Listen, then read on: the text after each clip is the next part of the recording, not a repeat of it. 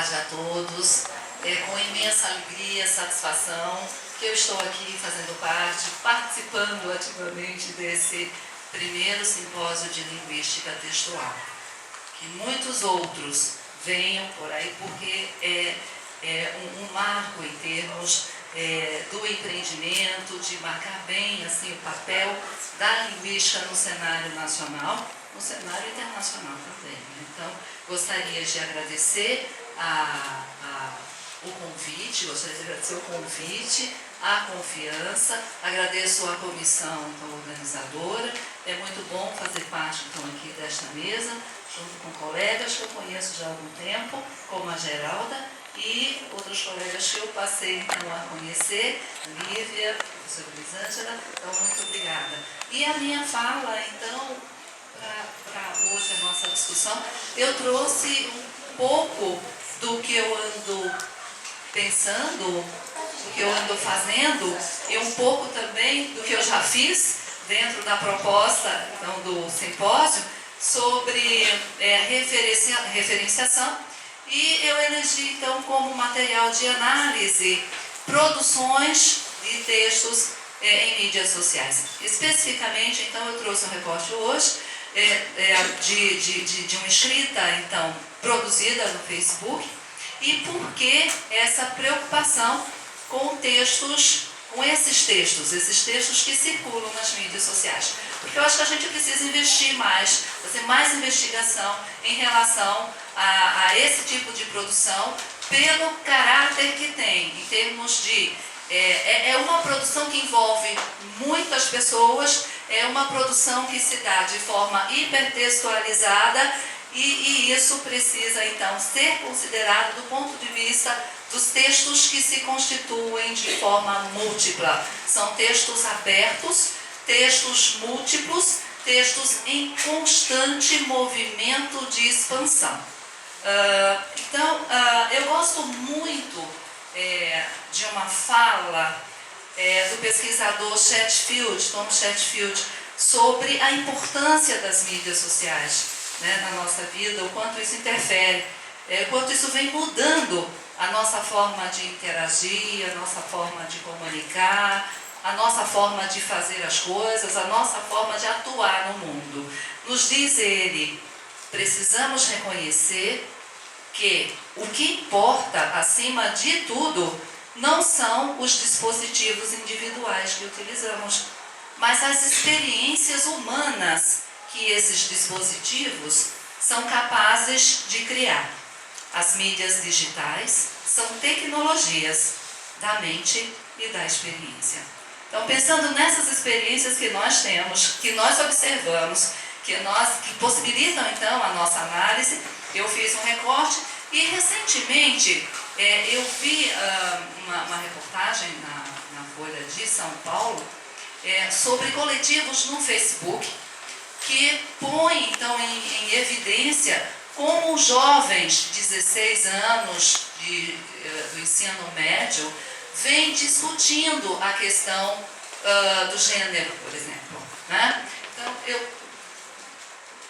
esse aqui é um dos coletivos criado, está na página do Facebook, é um perfil, aí a foto do perfil, e é assim, vai ter shortinho sim. Então, foi uma proposta, um coletivo de duas meninas, com idade de 16 anos, mais ou menos, inconformada com o regulamento da escola, com a desigualdade, porque os meninos podiam ir de short e elas não. Então, propuseram uma discussão e nesse movimento todo, na rede, elas conseguiram, com esse movimento, reverter então, a situação, conseguiram mudar o regulamento da escola, né? Saíram vitoriosas, e a repercussão que isso teve foi bastante. Então, a gente vê nesse processo todo abaixo-assinado, a Constituição de abaixo-assinado, e aí eu estou pensando na ideia da poligenericidade, como nos diz o Blue Dorn. Então, foi produzido na rede, no espaço da rede, na arquitetura possibilitada então, pela rede, vários gêneros textuais ali. Então, abaixo-assinado, estava circulando depoimentos de pessoas que tiveram experiências então de abuso foram para lá. Enfim, é um material riquíssimo e que sobre esse material a gente precisa olhar com cuidado para ver como o que é que ele, né, esse material nos diz sobre texto, sobre gênero, sobre referenciação.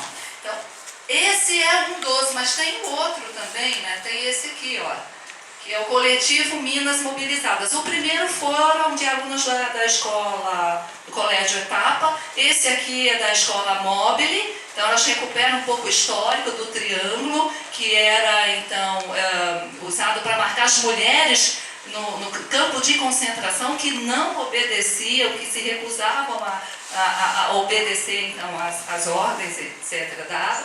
E nós temos esse outro aqui, que é da escola Gracinha, que diz assim, olha, eu não sou uma gracinha.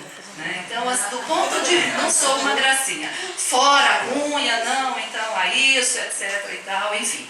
Então, a pergunta que fica quando a gente se depara com produções que ganham grande repercussão e se dá, então, por esse grupo, né? Por essas pessoas, por esses jovens, por esses adolescentes que são da geração digital, a gente se depara com o que eles estão fazendo nas mídias, né? Que discussão é essa? Como se dá essa discussão? Como ocorre a instauração de referentes nisso? Como é que se dá a recategorização desses referentes? Então, são questões que este material pode possibilitar e acredito pode até fazer a gente avançar em algumas outras coisas, né? Como é que tudo isso pode contribuir para novas pesquisas e para o ensino? Bom, então eu não vou analisar, eu separei este material, eu guardei com muito carinho, porque eu quero pensar mais sobre ele, quiçá numa outra oportunidade em breve, viu, Mônica? Que não demore, então, tanto tempo, porque o último foi em 2008, não foi, né? Então, eu espero trazer isso. Mas eu fiz, sim, um recorte de uma produção existente no Facebook da Folha, e nós vamos conversar um pouquinho sobre isso daqui a pouco.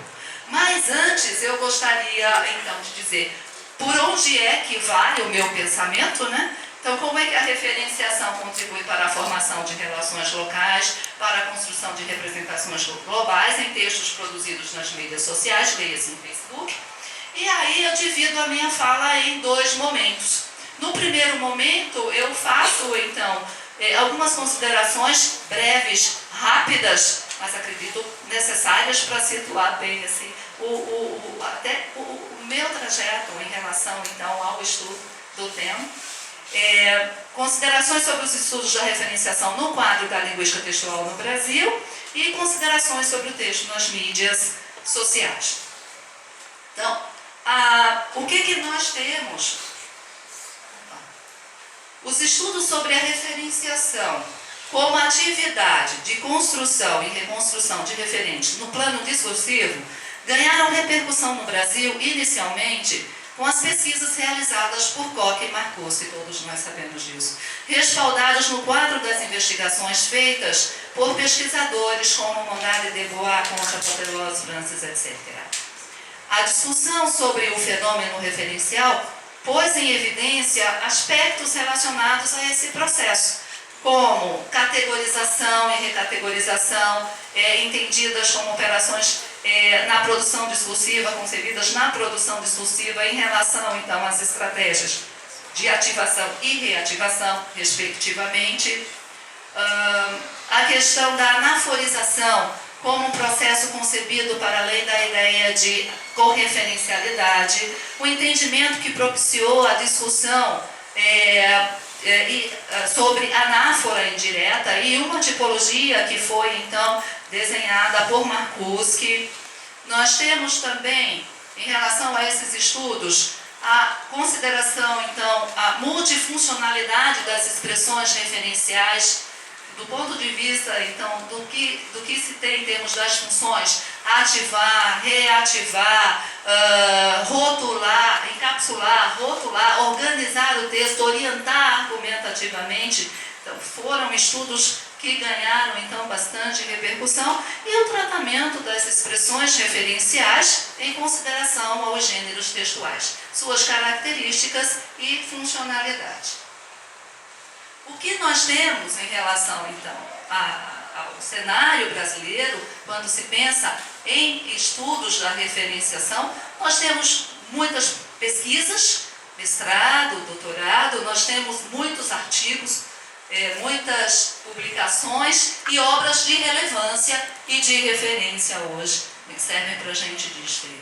Nós temos aí referenciação em discurso, organizada por Koch, Morato e Bates, em 2005.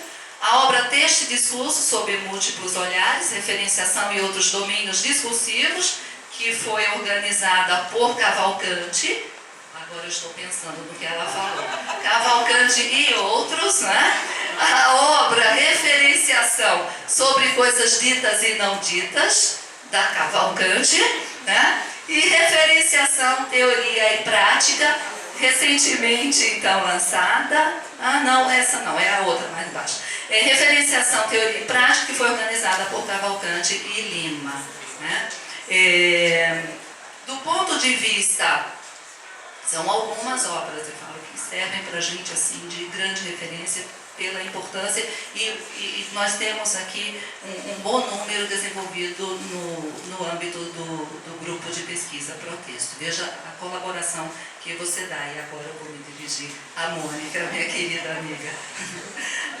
Esses estudos servem de base para outras publicações, vem servindo, né, com uma perspectiva mais pedagógica. E aí nós temos o ler e compreender, o ler e escrever, que tem uma parte então que se volta para a questão da referenciação e como é que isso pode ser visto do ponto de vista do ensino. Nós temos então Cavalcanti, em 2012, Os Sentidos do Texto, pela editora Contexto, e nós temos também, recentemente lançada, a obra de Cavalcanti, Custódio Filho e Brito, Coerência, Referenciação e...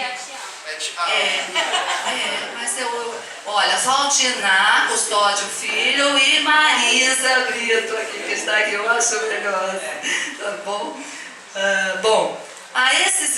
Todos esses estudos empreendidos, quer do ponto de vista predominantemente teórico, quer do ponto de vista mais, digamos assim, pedagógico, sublinham e vêm sublinhando a relevância do tema nas reflexões sobre texto, sua progressão e coerência. A esses estudos subjazem pressupostos como o texto é entendido como um objeto multifacetado. Para a sua constituição concorrem vários tipos de conhecimento. A coerência é uma construção que se dá e digamos assim, essa construção orientada pela pergunta. Estou retomando o trabalho de Marcuse de 2007. O que entendemos com isso agora, né? A base é um modelo de interpretação com foco em fenômenos sociais e interativos. E o estabelecimento de conexões que derivam de uma atividade global e não apenas localizada. E o conceito, claro, de contexto. Já falei, a coerência como algo dinâmico e o conceito de contexto dentro, então, de uma perspectiva sociocognitiva. Eu retomo aqui o trabalho do Van Dijk, para quem o contexto é pensado em termos de modelos mentais, né, das situações comunicativas que envolvem os sujeitos, o ambiente, mas também os seus objetivos, suas intenções, seus interesses, seus anseios e por aí vai. Bom, a segunda parte, passo agora, que é falar um pouquinho do texto nas mídias sociais. E para falar do texto nas mídias sociais, tem um tópico que é fundamental, que é considerar o suporte, né? Não é algo que a gente possa, então, dizer que está tudo bem, tudo tranquilo em relação a isso, mas é um desafio que compete, então, a nós, né, pesquisadores, analistas e tudo, considerar isso. Chorodot e Menguenot dizem que o suporte tem uma função importantíssima na comunicação escrita, porque eles são elementos portadores de normas discursivas e isso contribui para a produção de sentido. O suporte, ele interfere na extensão do texto. não é? Delimita. Basta pensar o que nós temos em termos de placas, avisos, né? Pensando em trânsito, por exemplo. E quando eu tenho, então, um material, uma reflexão então, que eu fiz e produzi, enfim, eu não sei quando vai sair, mas é assim, está há 3 anos já para sair, mas vamos ver quando é que isso sai. Mas tem a ver com a produção de receitas em Twitter, né? Esse corpus foi constituído por receitas em relação a um concurso promovido pela Folha e queria saber como então que os candidatos poderiam constituir uma receita, inventar, fosse do que fosse, em 140 caracteres. A gente sabe que hoje não tem mais essa extensão de 140 caracteres, mas isso, no momento então em que se deu a produção, interferiu na configuração do texto. Porque não tinha mais como dividir ingredientes de um lado, modo de fazer, modo de servir, etc. E como isso, então, traz implicação para o plano da leitura e para o plano do sentido. Bom, então eu trouxe aqui essa questão do suporte, que é o locus no qual o texto se fixa, o suporte que propicia, em termos das mídias sociais, propicia uma escrita hipertextual marcada pela dinamicidade, plasticidade, volatilidade, fluidez, liquidez, e aí eu estou recorrendo ao Bauman, quando ele fala então da incapacidade de se manter a forma, essa metáfora da liquidez tem a ver com isso. E o suporte solicita reflexão sobre o modo de produção e recepção que envolve várias mídias e linguagens, né? No interior de uma cultura concebida por Jenks como cultura da convergência. E neste sentido eu tenho 2 produções, uma delas se encontra então no livro organizado pela professora Nanúcia Tinoco, que se encontra aqui, enfim. E aí vamos partir para a exemplificação, porque eu estou já com o tempo quase estourado aqui. Em termos da exemplificação, para a nossa discussão aqui hoje, eu separei então do Facebook da Folha, esta matéria lá que foi colocada, foi postada lá pelo jornal. O que é que há, velhinho? Né? Pernalonga será solto na sociedade moderna em nova série de TV. Nós temos aqui a instauração na matéria do referente, Pernalonga. É uma instauração que se dá verbalmente, não verbalmente também, né? E uma recategorização já de início, velhinho. Quem conhece o Pernalonga tem bastante tempo, né? Então a gente tem aqui. Esse é o trecho, foi a captura que eu fiz para a gente discutir um pouquinho aqui 3 pontos. Primeiro, a questão da anaforização. 2, da recategorização.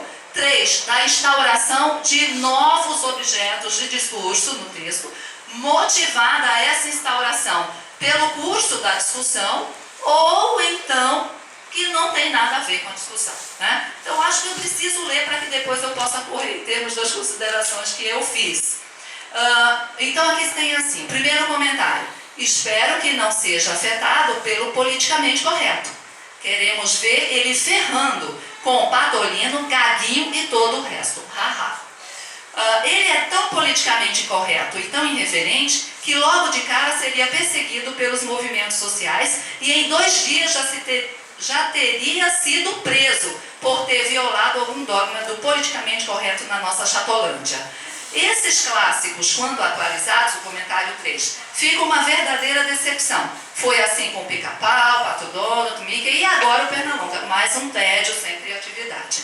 Vai morrer de estresse ou depressão. Aí o outro, com o politicamente correto à solta, Pernalonga virará um chato de galocha. Vai ser reprimido pela geração mimimi, né? E aí tem uma que diz o seguinte: sei que poucos vão ler isso, mas eu tenho um sonho, e é ter uma página grande, e estou determinada a conseguir. Se você leu isso, me dê uma forcinha, é só curtir minha página e já estará me ajudando muito. Obrigado, né? Continua então, né, a relação de comentários. Fizeram isso com Tom e Jerry e olha a chatura que ficou. Parem, por favor. Em relação a esse comentário, outros comentários, então, Não só o Tom e Jerry, mas o Pica-Pau e os personagens também sofreram com essa mudança. Pois é, os desenhos ficaram muito chatos. Acho que a geração ficou chata, né? O que nós temos em relação a isso aqui? Do ponto de vista do processo de anaforização, nós temos, considerando o texto que propiciou a discussão e a construção dos comentários, nós temos então objetos de discursos que permanecem em evidência. E o principal é Pernalonga. Às vezes isso passa, não é o Pernalonga, mas é a produção, é a série, é o desenho, mas em um ou outro. Do ponto de vista da recategorização de objetos, e aí pensando no Pernalonga, o que nós temos? O Pernalonga, queremos que ele ferre então com A com B, ele seria perseguido, ele seria preso, ele vai morrer de estresse, ele virará um chato de galocha, ele vai ser reprimido, ou seja, nós temos aqui recategorizações que vão se dando no curso, né, da própria discussão e por sujeitos distintos. Então não é um texto produzido por um sujeito que ao longo da sua reflexão vai promovendo essas recategorizações, mas são sujeitos ali em interação na mídia.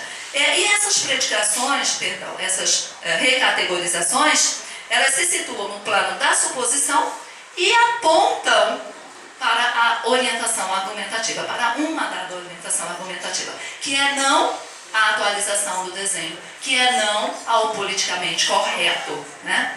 Do ponto de vista da introdução de objetos de discurso, que foi se dando devido à discussão, então, ocorrida, nós temos o politicamente correto.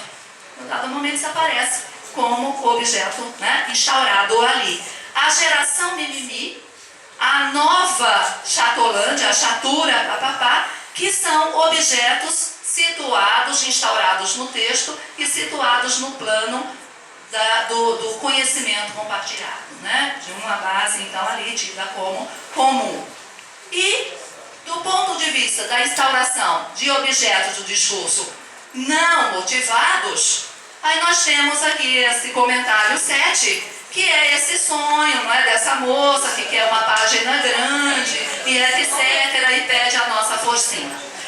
E com C cedilha a forcinha.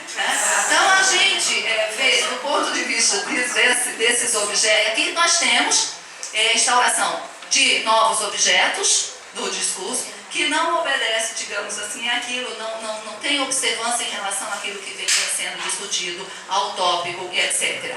Chama a atenção aqui a recategorização promovida de forma antecipada. Nós temos aqui, olha, eu quero uma página grande.